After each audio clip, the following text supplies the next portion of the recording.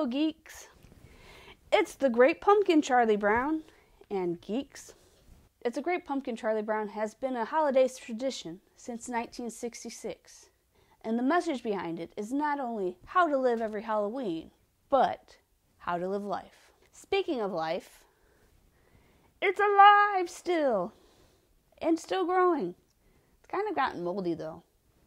Not sure if it's because it's a zombie, or because we live in Georgia, or because I got it on clearance. But it's still alive, or undead, or...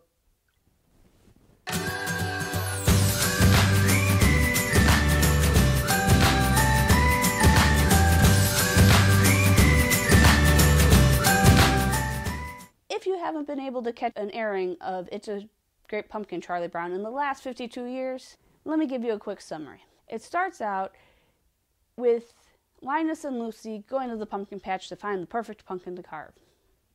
Of course Lucy picks the biggest one. That's the best one. That's how I pick my pumpkin. Like, which pumpkin is the biggest one that I can afford?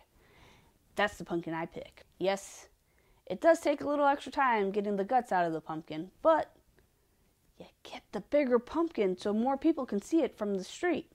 After picking the pumpkin, everybody starts getting ready for their Halloween celebration. A majority of the gang get ready for trick-or-treating and a Halloween party afterwards.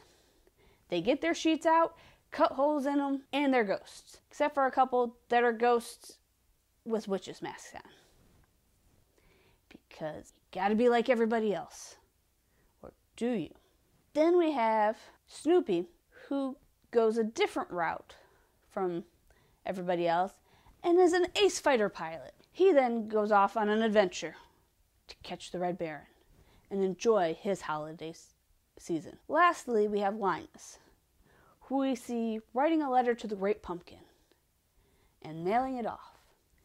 In his letter, he lets the Great Pumpkin know that he knows that the Great Pumpkin is better than Santa Claus.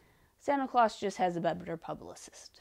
He then spends his Halloween in the pumpkin patch, the most sincere pumpkin patch, waiting for the Great Pumpkin. Spoiler alert, he never shows up. Everybody comes out and makes fun of Linus for waiting for the Great Pumpkin, who never shows. But he doesn't care.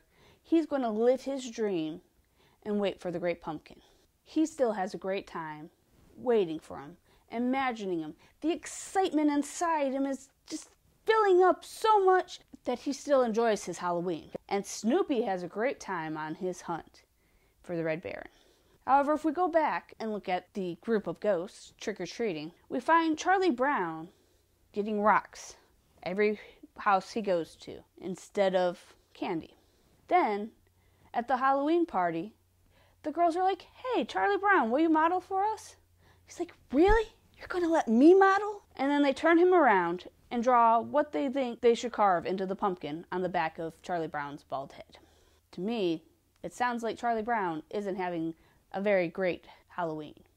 So what does this mean? This means that Halloween is a time to be yourself, to take off the mask that you have to wear the rest of the year and be who you feel like you are inside. To pick the costume that speaks to you and not be a sheep and be like everybody else. To do what you want to do. That's when you'll have the most fun. And isn't that really how you should live your life as well? Don't worry about what everybody's saying. Don't worry about the laughter. Because if you're truly who you want to be, that's when you'll have the best time of your life. And enjoy who you are. If you listen to those sheep or go inside that box, you're really not going to ever be truly happy. Because you're living a lie. Remember, in a world of Charlie Browns, be a Linus.